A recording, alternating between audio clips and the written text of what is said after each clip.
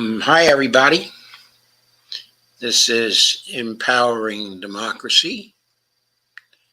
I'm your host, Joe Firestone. Yesterday,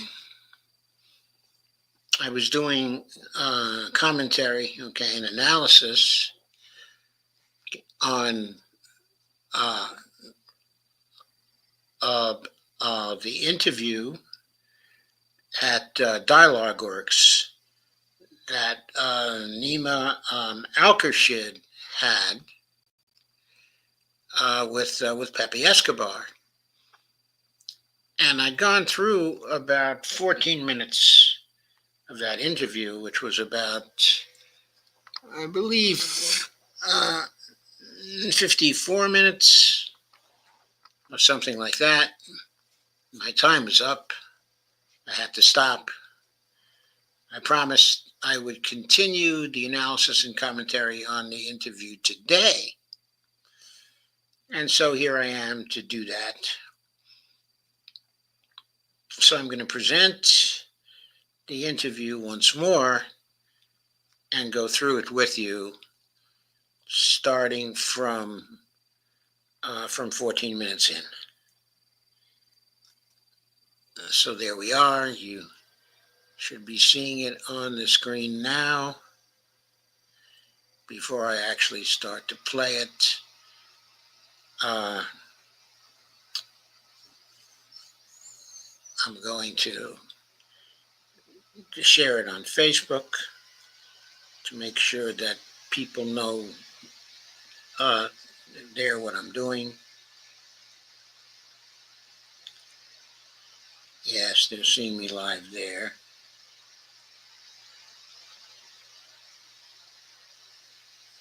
So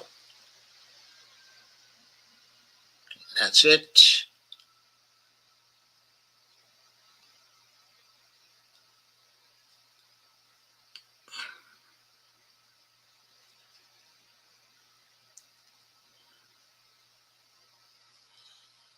So I'll go through it now with you.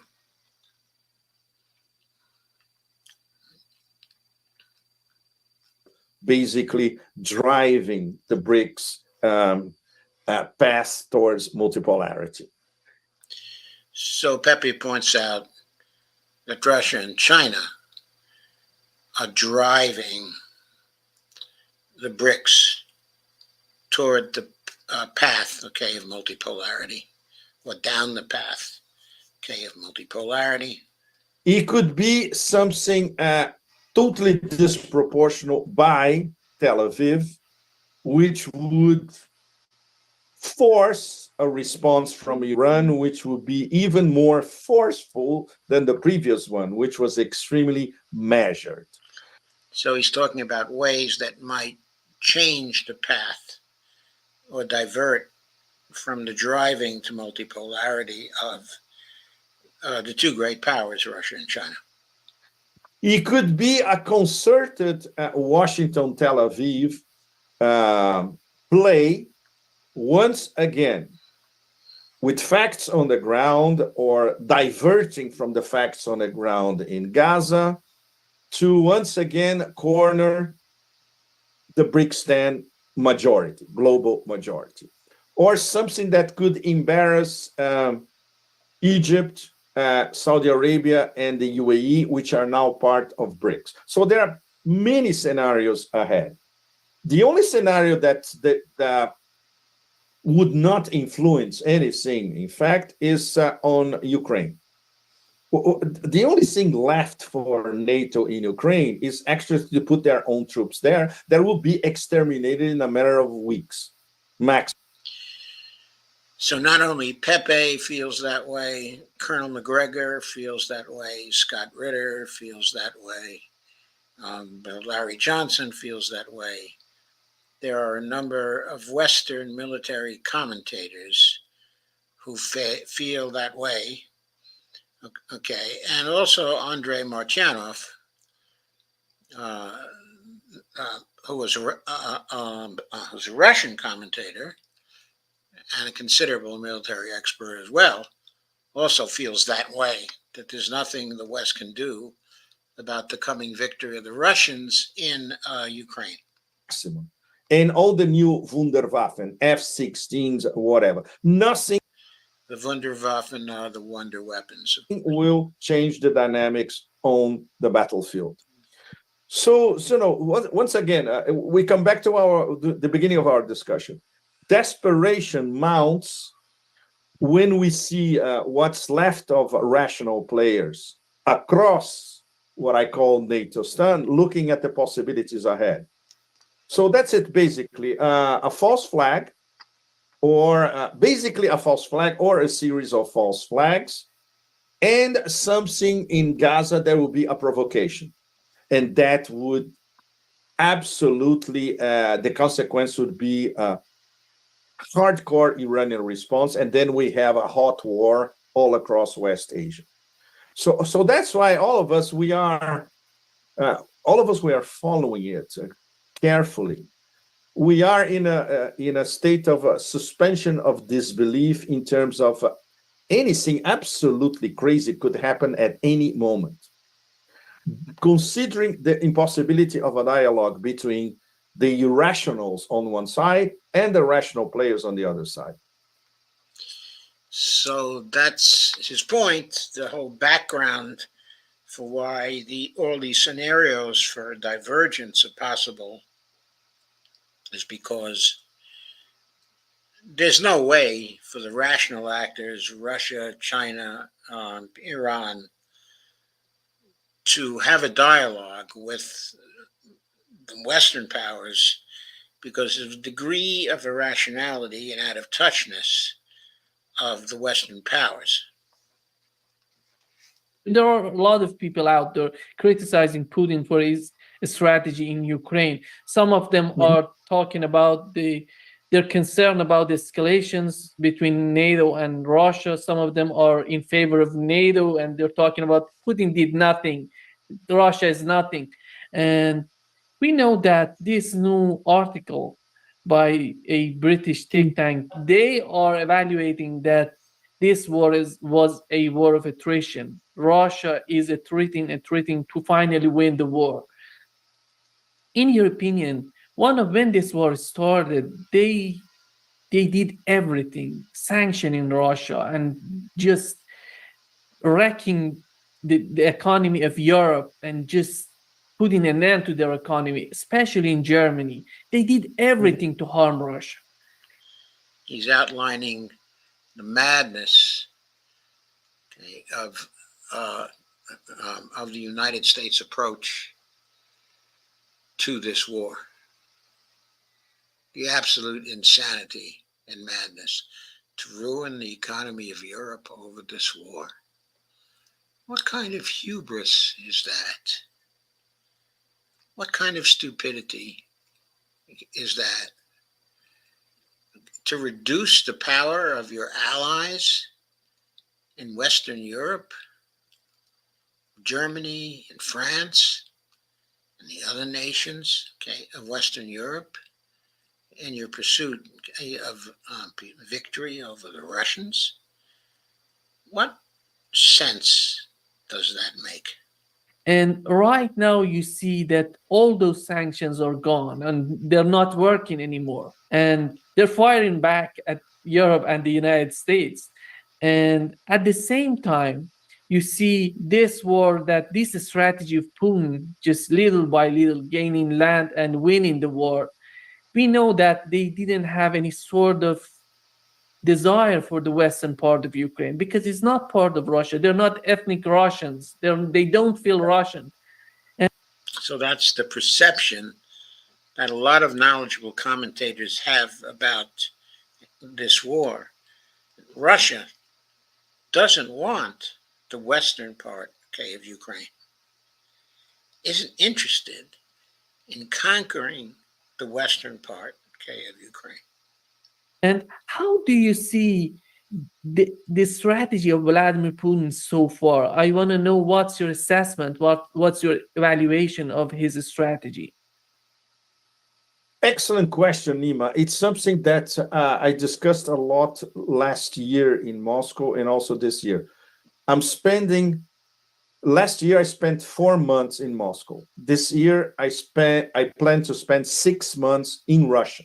Most of it in Moscow, of course, but traveling as well, which is I already did. I went to Donbass twice, and I went to Sochi for the forum already. And I plan to go to St. Petersburg. I plan to go to Vladivostok, to the BRICS summit in October. So this is the absolutely crucial year for us to be in Russia as much as we can, to talk to people as close to the decision-making circles as we can. And you note a a sharp twist in the interpretation of the war. Last year, for instance, I was listening to a lot of complaints, especially business circles in Moscow, that this was an almost war. Their words. This is not a true war. This is an almost war, and it's too far away. In fact, it is over 1,000 kilometers from Donetsk. Is over 1,000 kilometers from Moscow. When you go there on road, which I did twice this year, it's very, very far away. It's another universe, in fact. And most people who live in Moscow and St. Petersburg, they have no idea about only what they read about it, but they don't feel it. They don't hear the loud booms. They don't see people hit by FPVs in front of them. It's a completely different universe. What happened after Crocus, the terror attack on Crocus, changed the game completely. Because now we have... That was the attack that was recently made on the entertainment center, okay, in Moscow, that killed quite a number of people and was traced, okay, to Kiev. Have Putin with Mr. 87%, which means the whole country supports whatever decision he makes in terms of Ukraine. We have a vicious attack. The chain of command was identified swiftly by the FSB that leads all the way to Kiev against Russian civilians, manipulating an ethnic minority, the Tajiks. So now Putin and the Security Council, they can do anything they want. But the strategy of attrition continues. It's not going to turn into shock and awe Americans on Iraq 2003. It won't. See, that's a very, very important point. The Russians will not be diverted from their strategy, which means if any big arrow offense is to take place, okay, on the part of the Russians, it will only be once everything has collapsed in Ukraine. Okay, the Ukrainians are offering no resistance. If they continue to offer resistance, then we will see the attrition continuing. It's not how Russia does things. Things are moving on the political level and on the battlefield almost now in conjunction. For instance, soon we're going to have a completely illegitimate Zelensky administration in Kiev. In fact, this month. Zelensky has been put already on a wanted list as a criminal without specifying his crimes. So now Zelensky and his circle are fair game. It's up to Putin and the Security Council. Okay, when we're going to cut off the head of the snake? Anytime they want, in fact, because it would be the whole thing would be already is illegitimate.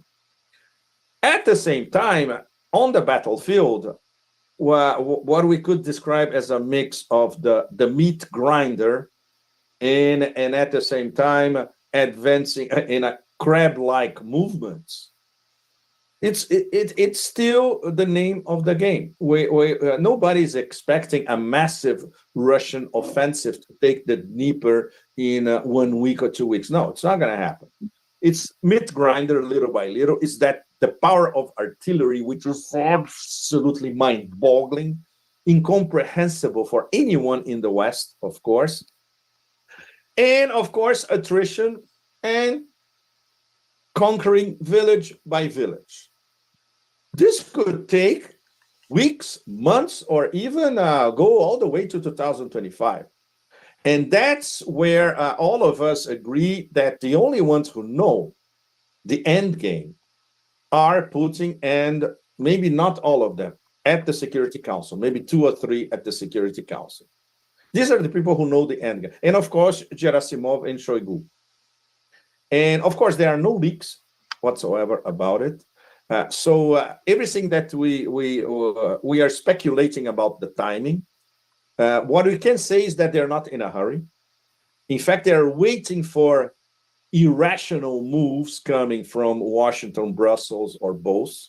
NATO moves all the way. They already have their responses ready. The responses can be really, really hardcore in a way that nobody in the West can even imagine. Like we have just seen with the aggressive statements by France, okay, in Britain, and the statements from Hakeem Jeffries over the weekend, the Russian response in terms of their statements to the ambassadors from France and Britain, and in messages that were sent, okay, to the United States, very, very strong responses about what the Russians would do if Western troops showed up on the ground inside, okay, of Ukraine. And then the most important element of that response was also underlining it with an order to the Southern Military District to begin to train in the use of tactical nuclear weapons. So the Russians are in a very comfortable position at the moment, and they don't want to rush things because they have the political angle on their minds all the time, which is we need this year where we are the presidency of BRICS to be extremely consequential. The decisions that we make this year are going to reverberate for the next years and decades, in fact. So that's the expectation that the Russians will orchestrate the entrance of as many as 30 new members, okay, of BRICS in order to lift the total membership to 40, okay, by the end of the year. That's a very, very important expansion because it creates BRICS as an alternative to the United Nations. Even though BRICS is supposed to be primarily just an economic alliance, the expansion to so many nations then becomes very, very important. The Russians want nothing to go wrong with this planned expansion. With the inclusion of these various other nations, because the larger plan of Russia and China, okay, and other allies, is to replace the institutions that were set up by the United States after the Second World War, and which are basically creatures of the United States and the collective West, to replace those institutions with a parallel set of institutions that are friendly to the emergence of multipolarity, okay, in the world, that support the emergence of multipolarity. That is the plan of Russia and China and those who are allied with them in the expansion of BRICS and the expansion of the Shanghai Cooperation Organization and other institutions they've been putting on the table gradually. So this is the number one preoccupation. So we can see that these provocations from NATO, seen by Putin and the Security Council as a kind of inevitable nuisance, but they are not determining the pattern and the path that will be followed by the new Putin administration and the Security Council. So this, I think, is very important for a global audience to understand. There's this feeling of calm before the storm in Moscow, and calm even if the storm is around the corner or if the storm is going to happen in a few months. They have it mapped out, really. And nothing that happens on the other side disturbs how they see things going from this week onwards, because we're going to have some very, very important things happening this week. Victory Day and the inauguration of the new Putin government. And the week after next, we have the big Putin Xi Jinping meeting in Beijing, face to face. This is absolutely crucial because they're going to discuss everything that we're discussing now, the forever wars, what's going to happen at the American elections, how they're going to coordinate BRICS this year, what happens on the ground in Ukraine, the consequences of a NATO defeat in Ukraine, how to deal with Europeans, which is what Xi Jinping and Le Petit Roi discussed this Monday in Paris. Everything is on the table and on the agenda for Putin and Xi to discuss face to face. And it's very important to underline that because the comprehensive strategic partnership between Russia and China starts at the very top, includes everybody, of course, Ministry of Defense, Ministry of Commerce, Ministry of Foreign Relations, etc. But it starts with both leaders agreeing on a concerted strategy in their drive towards the multipolar world, which they are the leaders. So that's a very, very important point, that the nature of their partnership, of the strategic partnership, is so detailed. It's a multi-level partnership. It starts at the top, is directed from the top, but it's very detailed in terms of the involvement of governmental officials on all sides, of the partnership. And it will turn out, as he's going to say very soon, that the new partnership, with Iran, or the newer partnership, with Iran, is being constructed, in the same way as a multi-level partnership. I wonder if the West has those kinds of partnerships. I wonder if even our partnership with the UK is as detailed, at that level, or whether this strategic partnership of Russia and China, in its detail, is kind of a new creature on the world stage. Everything has to be discussed in minute detail. So this is where we are now, and these next few days are absolutely crucial for everything that's going to happen until the end of the year and even 2025 ahead. We know that recently in the United States, they passed a new aid to Ukraine, Taiwan, and Israel. And right after that, we had Antony Blinken's visit to China, in which he was trying to convince Chinese not to help Russia in Ukraine. And it's so amazing to see these moves on the part of Washington, because you see, in my opinion, even we can say that she is more willing to win the conflict in Ukraine than Putin, because he knows what's going to happen to Taiwan. He knows how dangerous is the situation in Taiwan. But at the same time, you see that Washington is totally detached from reality, from what's going on. And they're trying to push Chinese, they're trying to force them to stop supporting Russia. At the same time, they're supporting Israel to kill these people, you know? So Nima's point is very, very important here about how out of touch the United States is in terms of the attempts it's making to somehow loosen the ties between Russia and China. It reflects a misunderstanding of the reality that has been building. Washington has been refusing to believe that this partnership between Russia and China is so close. because for so many years uh, there was enmity, between Russia and China.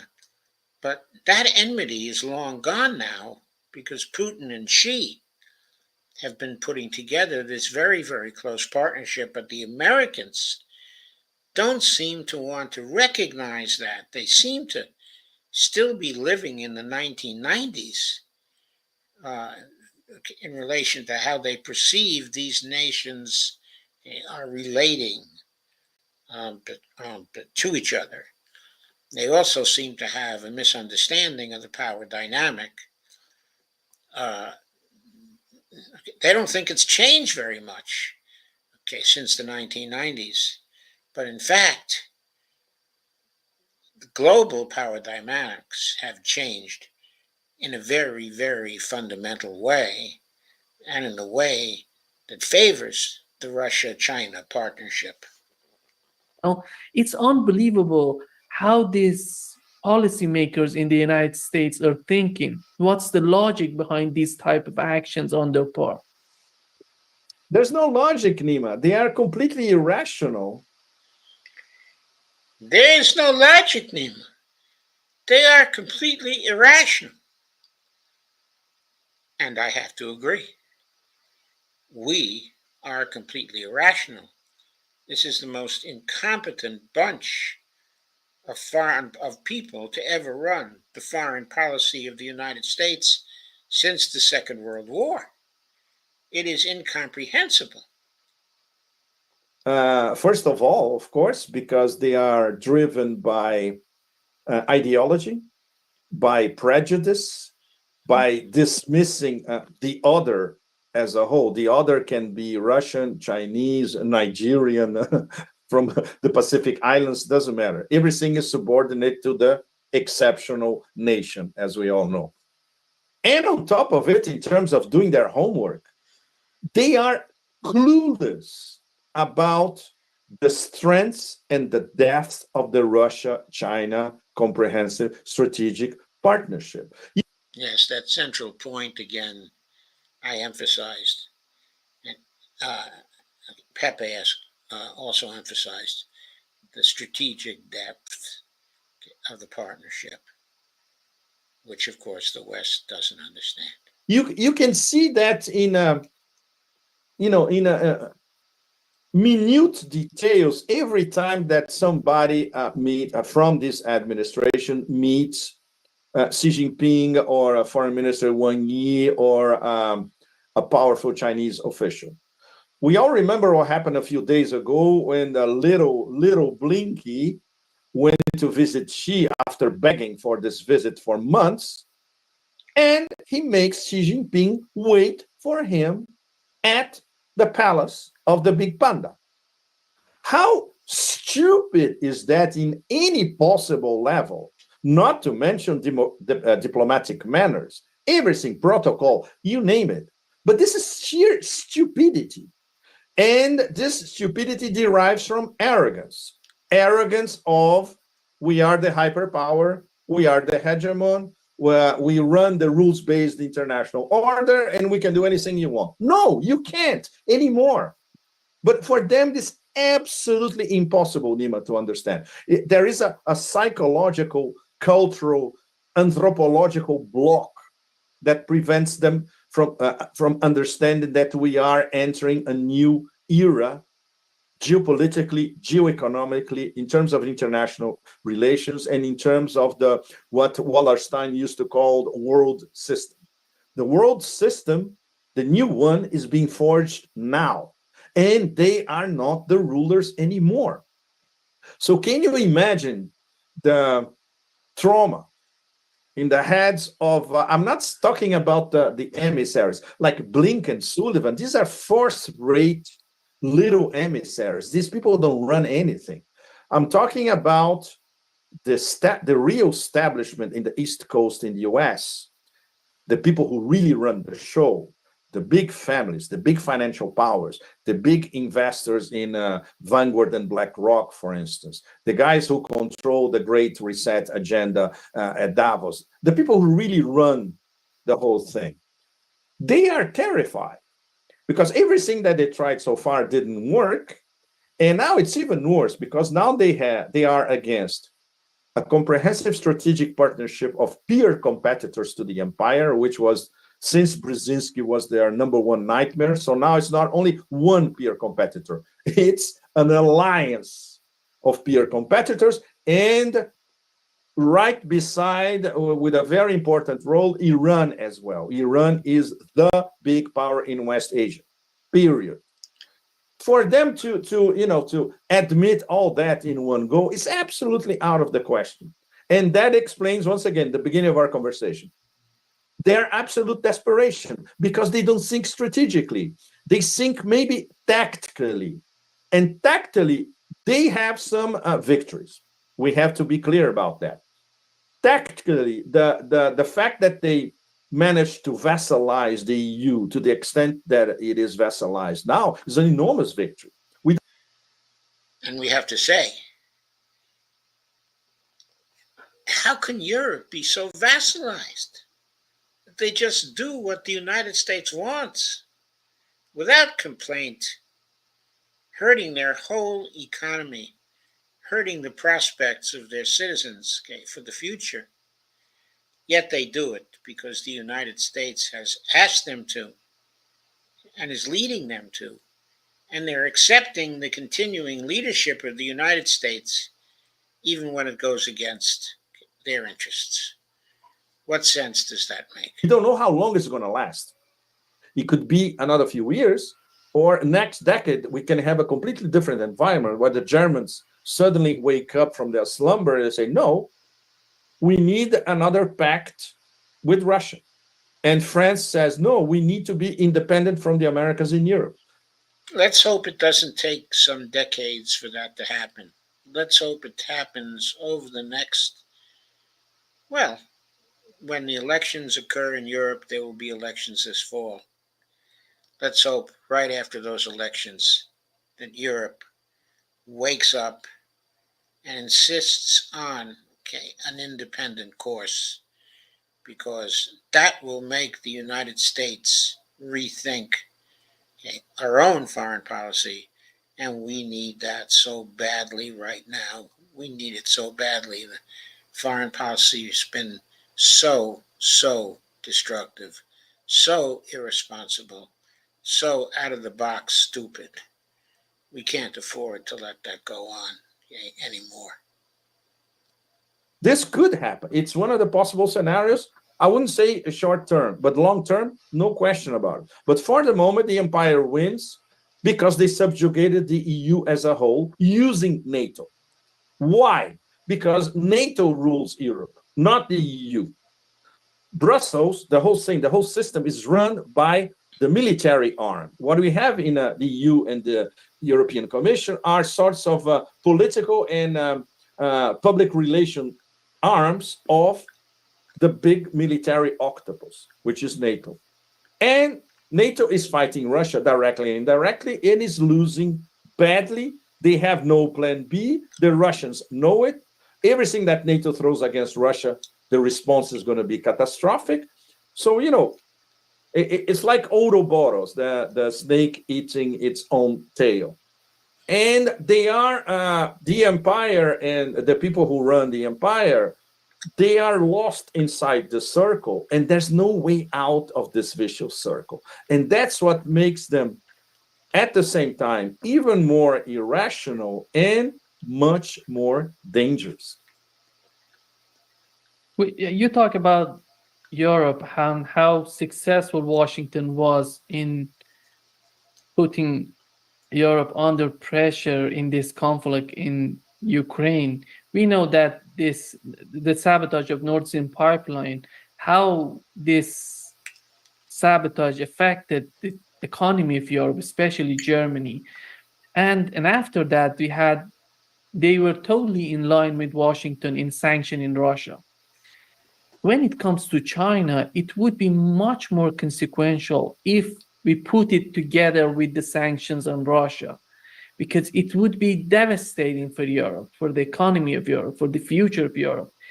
How do you see the mindset in Europe? We know that Europe is we have different countries in Europe. and they have their national interest in the game. But when you look at the European Union as Washington sees Europe, how do you see their assessment of the new conflict between the United States and China that can put an end to the economy of Europe? Literally, they can be devastated by this conflict. Nima, they don't. Most of the so-called political leaderships here in Europe, they don't see it. First of all, because they're vassals. Second, their strategic capabilities are less than zero. Third, they can never understand long-term implications of policies that are not decided by them in Brussels, but by Washington. And they when they are parachuted into Brussels, and we have the president of the European Commission forcing all of them to follow a single script. This is what's been happening in terms of Ukraine. Uh, they try to do the same thing with the genocide in Gaza, but that's a very tough sell across Europe when everybody in Europe can see what's really happening in Gaza. If they ignore mainstream media and they really look into it. And of course, there is a tradition that it's inherent to many of the nations part of the European Union, and it's also part of the official rhetoric, human rights. When you look at what's happening in Gaza, it directly contradicts all their rhetoric, all their propaganda about human rights. This is about the absolute erosion, lethal erosion of human rights on a massive scale. Nobody in his or her right mind can defend something like this. So then we see protests in many European capitals, and they will increase. On the bigger picture, you have maybe a sporadic leader like Viktor Orban understanding what would mean to Europe a U.S. war against China, starting as a hybrid war, which it's already on, and then maybe next year progressing to another tsunami of sanctions. And who's going to be caught in the middle? Europe as a whole. Macron doesn't see that. Macron, first of all, is a lowly functionary. He still works for the Rothschild. That, okay, is very important. President of France still works for the Rothschilds, still under domination of that family that has been so influential in France for so long, hundreds of years, and other nations of Europe also. Essentially, this is inside information that we have in Paris. He follows what the Rothschild tell them to do, essentially. And the heir to the dynasty, Alexander the Rothschild, who's managing the family nowadays, is still young. He lives in Paris. So from Britain, you cannot expect anything. The Brits they're still desperate because they lost the empire. They still think themselves as a power that matters in the global stage, and it doesn't. So basically, they are, ruminating their irrelevance. Let's put it this way. The Germans, it's an even more complicated affair because they are run by Washington. They have a government that is despised by virtually everyone. Businessmen who love to kick this government out as soon as they can. A bunch of incompetent fools and corrupt people, plus the German head of the European Commission, which is despised all across Germany as well. And they don't have a strategic vision. The ones who do are marginalized from the German political system. And maybe they are thinking, okay, let's try to come to power in 5, 6, 7, 8 years. Now it's not going to happen. And then we can start talking with Russia and China again. But you see different splits inside the EU. For instance, the approach of the Germans when they sent Scholz to China was basically to tell the Chinese, look, we have nothing against you personally. Please don't misunderstand us. We want to keep doing business with you. We're going to bring some of our industries to China, etc.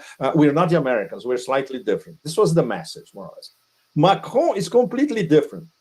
Xi Jinping comes to France to visit Macron, and he invites von der Leyen to be side by side.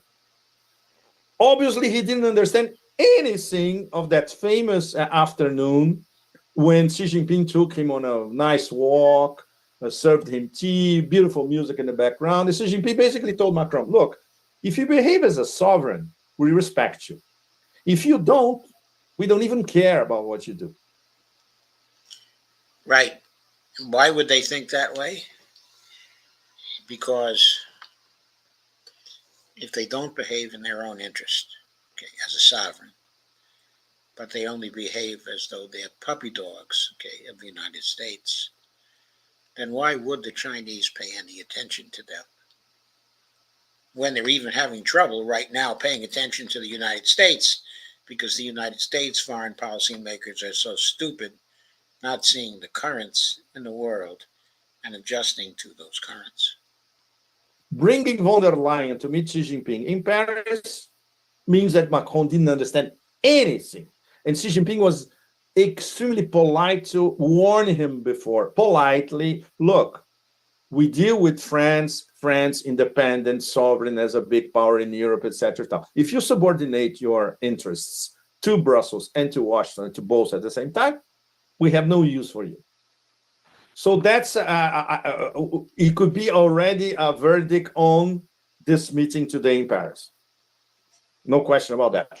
So there are different levels of understanding how to manage the relationship with China. Most in Europe have no clue, Nima. And I'll give you the Italian example. I'll be going to Italy next week. Giorgia Meloni basically rescinded direct cooperation between Italy and China on new Silk Road projects. Basically, she self-expelled Italy from BRI projects, which is one of the most stupid things ever in terms of Italian foreign policy. Okay, again, they were the Belt and Road Initiative. Italy was a member of the Belt and Road Initiative. And Meloni decided to stop the agreements and to cast them out. Why is this in the interest, okay, of Italy? It is hard to see that it is in the interest, okay, of Italy.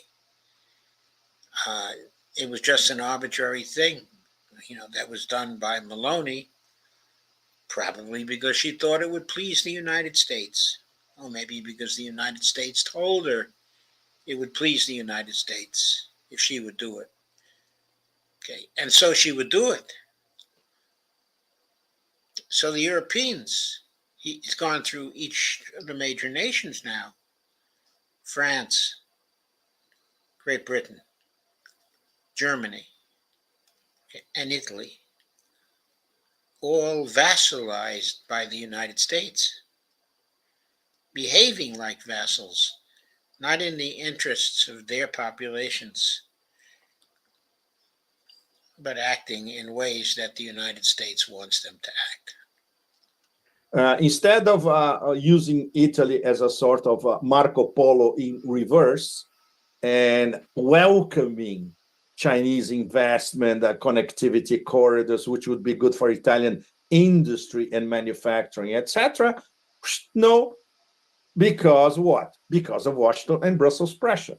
And obviously, Giorgia Meloni is poor her. She doesn't say, she doesn't have any say, in fact. The people behind her are controlling her government. So you see, there are different levels of this. So this is the new fascist government, okay, in Italy that we were supposed to be so afraid of. In fact, there's no reason to be afraid of them because they're working for the United States. Dystopia, cognitive dissonance, plain stupidity, as you can see, and total absence of strategic thinking ahead inside Europe. So when we look at the medium term, a very plausible scenario, which could happen before the end of this decade, in fact, is the simultaneous implosion of both NATO and the European Union. This is something that maybe 2 years ago said, no, this is too far-fetched. Now, no, it's absolutely plausible, and maybe could happen even faster than we think. A very important point. The implosion of the EU and NATO, both of them, close to the same time, coming soon. I haven't heard anybody else make that point. We know that. I remember just 2 or 3 months ago, there was an interview. The leader of Finland was talking with CNN. He was asked that Meloni was just getting the momentum in Italy, and they were talking about the left in the United States. These people, well, not left, they're Democrats. Let's put it this way, because I don't think they're left. These Democrats in Washington, in CNN, they were asking him, and how do you see this new movement in Italy? And do you think it's going to be problematic for the policy in Europe? He said, no, they're incapable of doing anything because they're in debt. That's why they have to listen what we're talking about in the EU. How do you see Washington managing all these people that we call European Union? None of them were elected on any platform. They are literally installed these people to be representative of the European Union. How do you see Washington managing this in Europe? It's so That's another important point. All of the European countries have debts, and the debts are in euros, and the euros are not a currency that the individual nations control. That currency is controlled by the European Central Bank that issues the euro. So the Europeans, right now, as part of the EU, have accepted subordination to the Troika, the IMF, the European Central Bank, and the European Commission. And remember that von der Leyen is the head, that she's the head, okay, of the European Commission. So the countries have become increasingly subordinate to these figures, not directly elected by any of the people of Europe. That's one reason why Europe has been vassalized, because these people that run Europe are vassals of the United States. And they have the currency power over the individual nations of the Eurozone, who thought they were doing a great thing for their countries, for the economies of their country, okay, by joining the Eurozone. so easy, Nima. It's much easier than most people suspect. This comes a long way since the establishment of the European Common Market, which was the basis for the European Union. It's something that I referred to when I was doing my mini tour of Brazil a few days ago. I was trying to explain to people in Brazil that the origins, the people at the origins, Okay, I'm going to skip a little ahead now.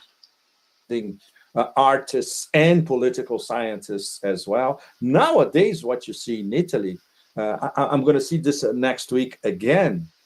Do you know how American generals qualify Italy? And this is what they tell their counterparts in Sicily, where you have this huge NATO base in Sigonella. AMGOT. AMGOT is the acronym for American Government Occupied Territory. Okay. I've never heard of that, okay, before. I've never heard of the acronym AMGOT, American Government Occupied Territory. And they say it in your face, even if you are an Italian general. And everybody knows it. And you have to comply. Just like they could say the same thing to a German general at Ramstein base or at a bank in Frankfurt. You Germans, you are AMGOT, American Government Occupied Territory. And these places are, much lesser extent, of course, France. But Italy and Germany are still neo-colonies, as much as Japan and South Korea are still neo-colonies. So I answer your question on a on a lateral way, basically saying that that's why it's so easy to control policies coming from directly from these governments.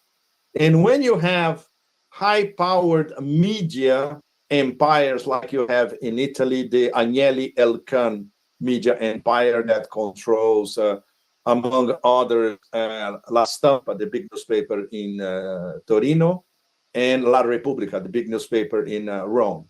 It's very, very easy. It's very, very easy.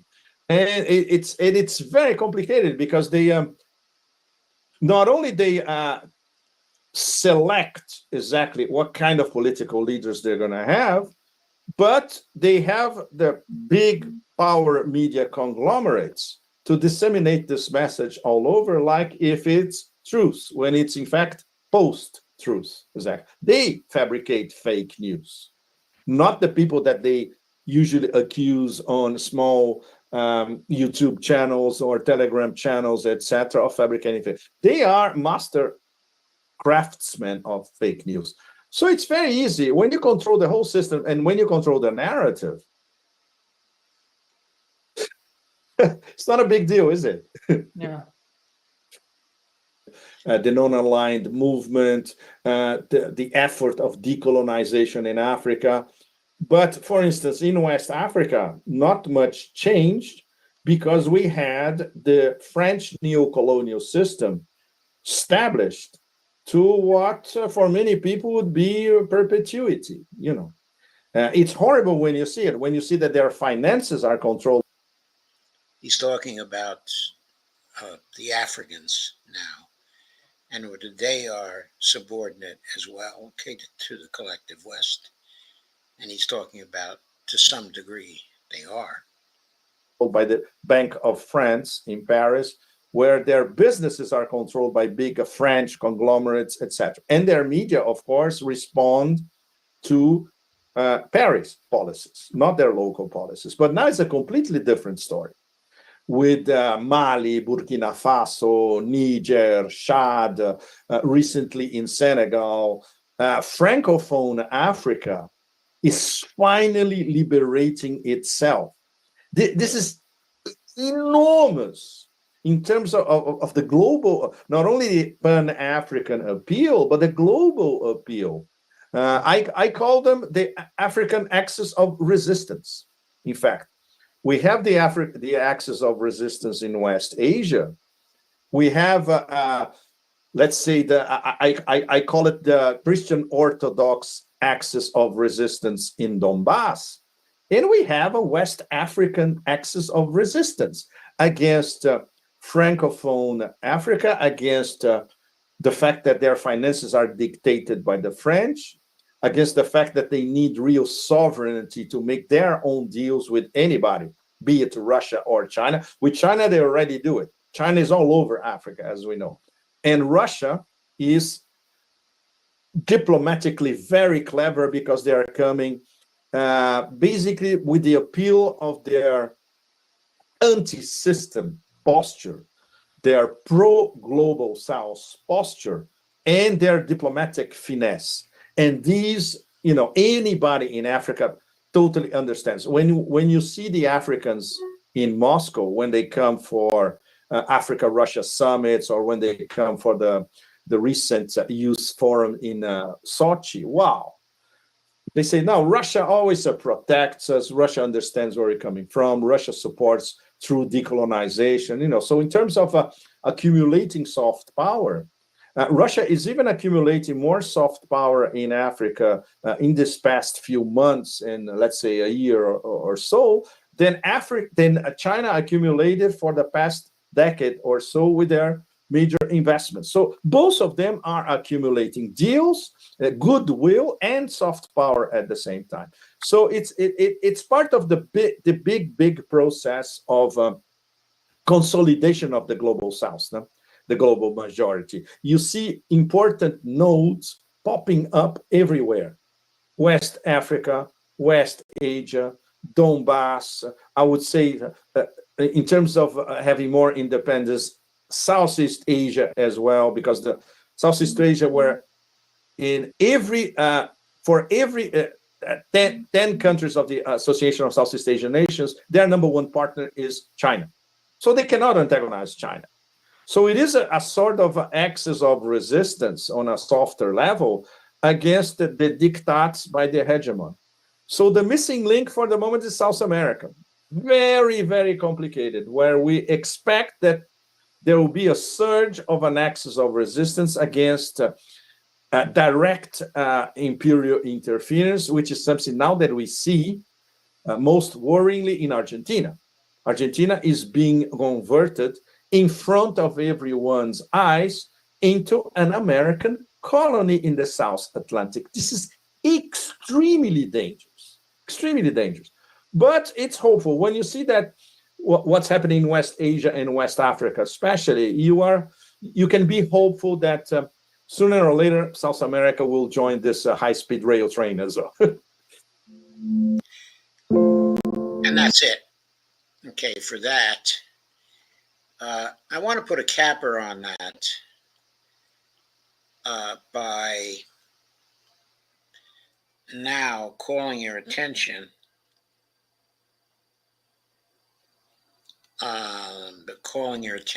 to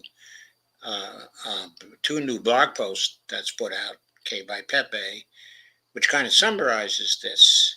So Lisa's here tonight. She says, Dee's here tonight. Says, hello, everyone. Lisa says, hi, Dee, and hi, Joe and Bonnie. And Lisa says, hi, Dee. In the evening, star shines. I'm present, but you're my gift. Richard just made a good point. Okay, Richard Medhurst, this is. That Germany is so complicit with the genocide is because of the gas in Palestine's body of water, sea, and that Germany was so prosperous because of cheap Russian gas. It was prosperous for a while, but of course no more because of breaking of the pipelines. So Germany is looking for substitutions. And yes, they may be supporting Israel so much because they hope to benefit from it. And since U.S. and Norway blew up Nord Stream, says Andy, they're willing to be a participant in what they swore never again, quote unquote. I think it's a good point, but I don't think it's the only thing that explains what's going on in Germany. I think what has been going on in Germany is, as Pepe says, the vassalization of Germany has been going on for a long time. And part of the vacillation is that Germany is a part of the EU. It's been dominating the EU for some time, which is the reason why a German is ahead of the European Commission at this point. But still, her loyalty doesn't appear to be to Germany. Her primary loyalty appears to be to the United States. By the way, in other circles, such as the Duran circle, she's known as Ursula von der Crazy. Pepe has a pet name for her, Postula von der Lunga. Luga. I'm not entirely sure what that means, but it does sound vaguely obscene. So,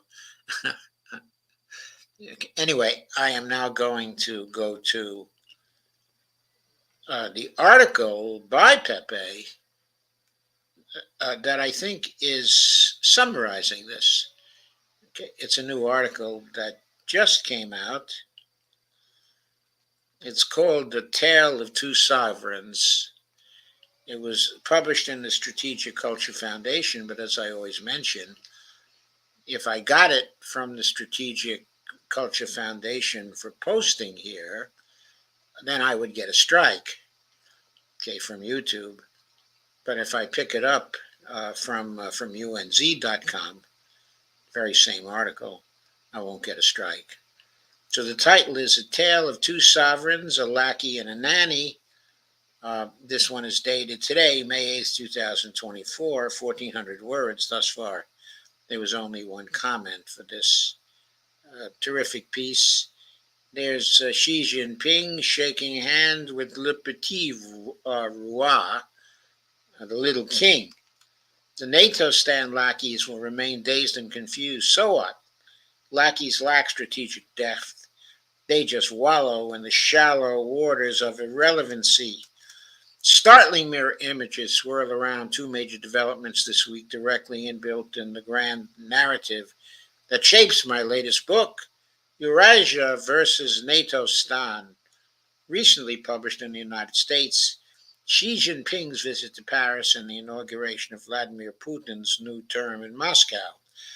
Inevitably, this is a contrasting tale of sovereigns, the comprehensive Russia-China strategic partnership, and of lackeys, the NATO stan EU vassals. Xi, the quintessential hermetic guest, I think, closed in on himself, not so transparent to others, is quite sharp at reading a table. And we're not talking about the Gallic gastronomic finesse. The minute he sat at the Paris table, he got the big picture. This was not a tete-a-tete with Le Petit Roi, Emmanuel Macron. This was a threesome because the toxic Medusa, also known as Ursula von der Leyen, more appropriately defined as Pustula von der Leyen, had inserted herself in the plot. Okay, a pustula is a very big, poisonous, infected pimple. So he's referring to her as the pimple of Lugan. I'm not sure about what the significance of Lugan is because I don't understand German. Had inserted herself in the plot. Nothing was lost in translation for Xi. This was a graphic illustration that Le Petit Roi, the leader of a third-rate former Western colonial power, France, enjoys zero, quote, strategic autonomy, unquote. Okay, the decisions that matter from the Kafkaesque bureaucracy of the European Commission, EC, led by his nanny, the Medusa, and directly relayed by the hegemon. That's us, folks. Le Petit Roi spent the rest of Xi's Gallic time babbling like an infant on Putin's, quote, destabilizations, unquote, and trying to, quote, engage China, which objectively enjoys sufficient levers to change Moscow's calculus in its war in Ukraine. Obviously, no pubescent advisor at the Élysée Palace, and there's quite a crowd, dared to break the news to Le Petit Roi about the strength, depth, and reach of the Russia-China strategic partnership. So as we see, this is kind of a summary of the interview he gave to Nima. So it's up to his nanny to volunteer out loud the fine print on the, quote, Monsieur Xi comes to France, unquote, adventure, faithfully parroting Treasury Secretary Janet Yellen in a recent disastrous Beijing incursion.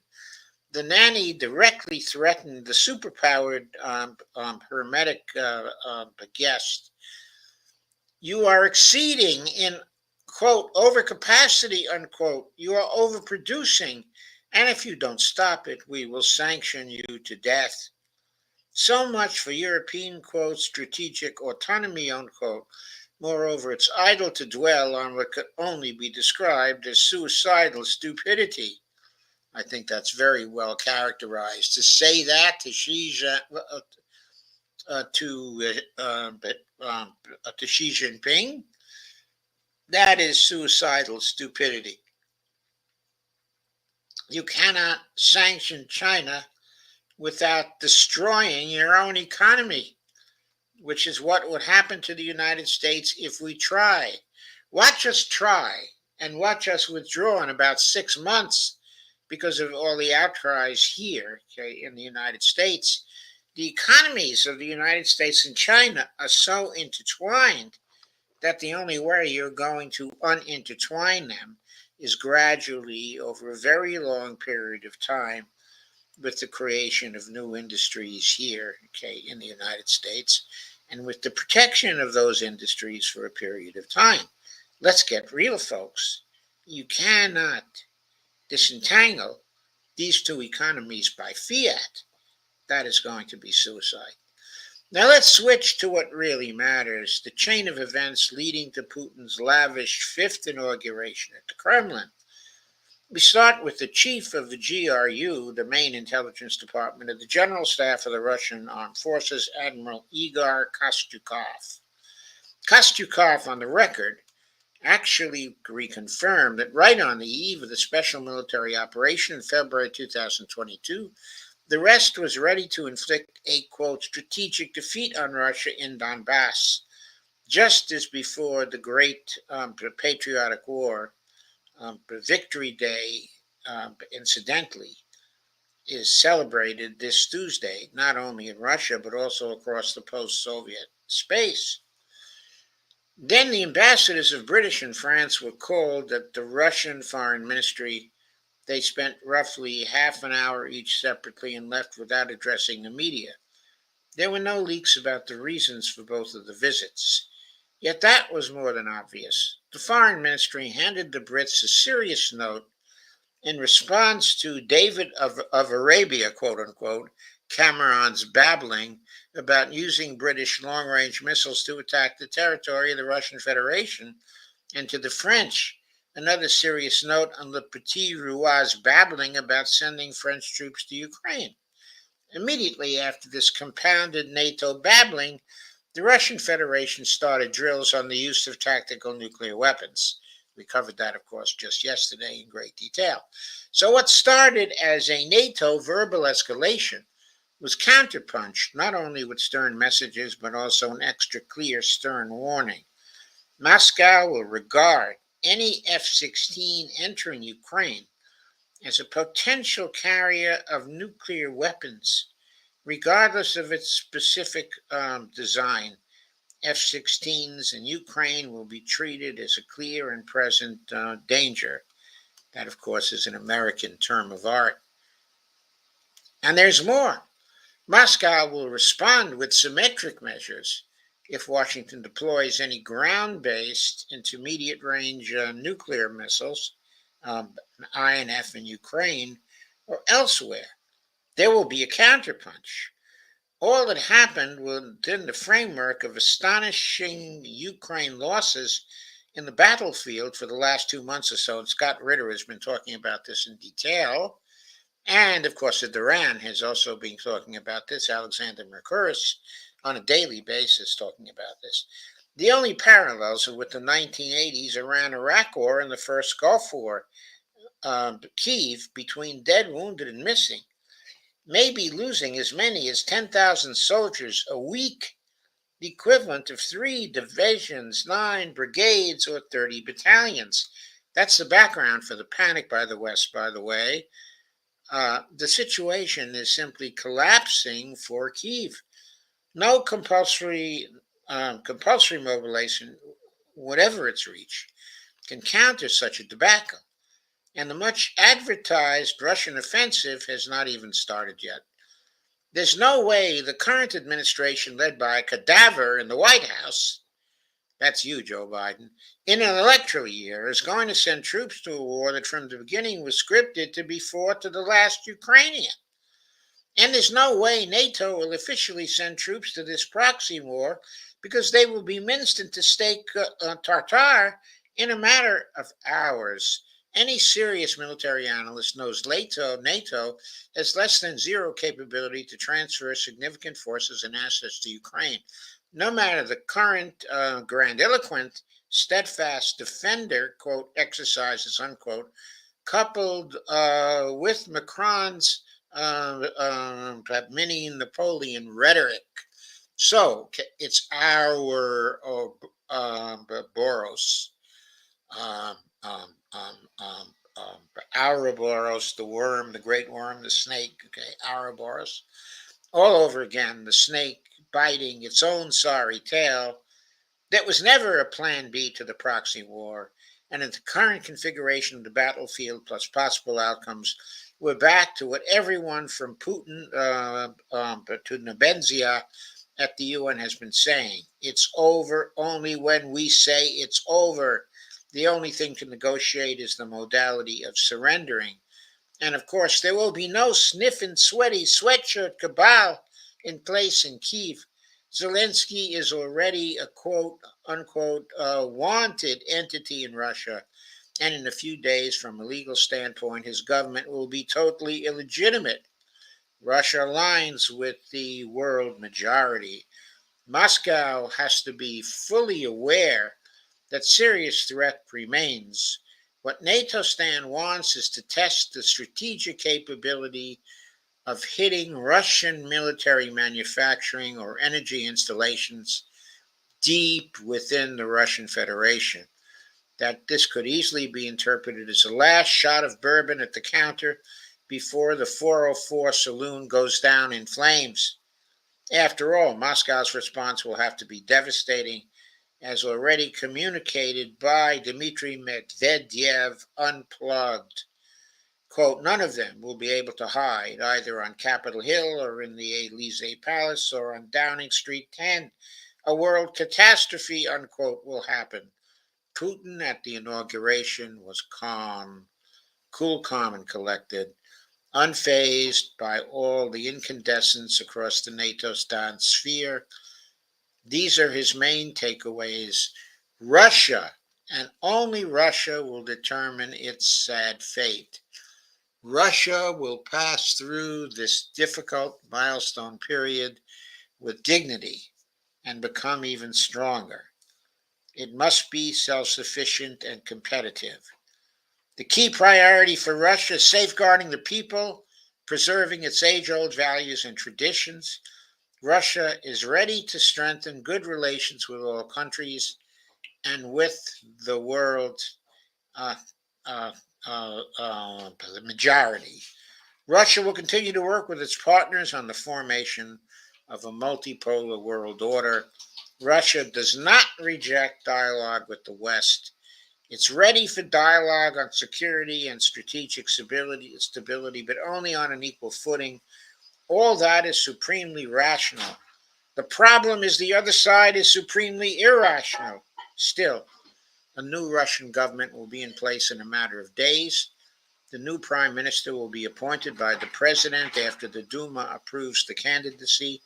The new head of the cabinet must propose to the president and the Duma candidates for deputy prime ministers and ministers, except for the heads of the security bloc and the Ministry of Foreign Affairs. The heads of the Ministry of Defense, the FSB, the Ministry of Internal Affairs, the Ministry of Justice, the Ministry of Emergency Situations, and Ministry of Foreign Affairs will be appointed by the President after consultations with the Federation Council. All ministerial candidacies will be substituted and considered before May 15th, and all that will happen before the key meeting, Putin and Xi face to face in Beijing on May 17th. Everything will be in play and on the table. Then a new era starts, outlining the path towards the BRICS Plus summit next October in Kazan and the subsequent multipolar moves. The NATO stand lackeys will remain dazed, confused, and hysterical. So what? Lackeys lack strategic depth. They just wallow in the shallow waters, okay, of irrelevancy. And that is Pepe's final statement on these matters. I thought it was an excellent summary of the interview he gave, and an excellent piece of analysis also. And it tells us what is going to happen and the disastrous state of the international, I should say, the foreign policies, okay, of the West, and also warns us that there will likely be attempts, crazy attempts, to distract from the movements to multipolarity being orchestrated by Putin, by Xi. And those will probably involve trying to start a Middle East war with Iran, a more general Middle East war, okay, with Iran. Certainly, the great aircraft carrier in the Middle East of the United States, Israel, will be trying to push that some more because they are looking to widen the war because they are losing the current war, okay, in Gaza. By the way, it was announced just before I went on, I saw the announcement.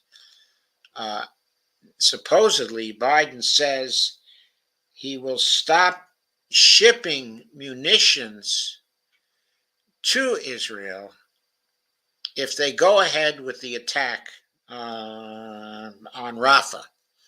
He has now come out with that. Whether he will follow through on that, I don't know. But of course, everybody will be watching him very, very closely. And that is extremely important for the future of the Middle East and for the possibility of escalation into a regional war.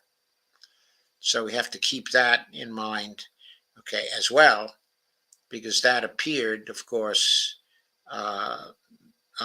following the blog, okay, by Pepe and some of the other considerations that we were preoccupied with in this stream. So we now move to your comments. Andy, I think you're right. That Luga does does mean Luga, because I seem to remember that Pepe explained that in one of his earlier posts, that to refer to her as Postula von der Luger is to refer to her as Postula von der Liar. So, and that sounds much more like Pepe. And he says, and since U.S. and Norway blew up Nord Stream, they're willing to be a participant in what they swore never again. And then her final comment at 9:02 was Luger, or the derivative Luga, quote unquote, may mean but liar. I think it does mean liar or lying. So there is that. So, folks, this is extended longer than I originally planned, of course, by about 20 minutes. I now have to move over to D stream, which I'm not even certain she has a stream tonight, but she said she was going to have one. So I believe that that's what she is going to try to do. And so I am going to leave you now since there are no more comments. I'll be back tomorrow with another stream. It may be on the student crisis, which continues, but okay, it also may be about further developments in the international arena, depending on what is happening between now, okay, and then. So it will be a good show. I'm sure of that. I'll be back at 8 o'clock, okay, tomorrow. So for the rest of tonight, Okay, I bid you good night.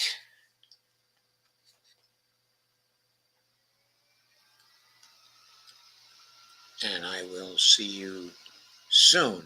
I hope you'll follow me over to D Stream.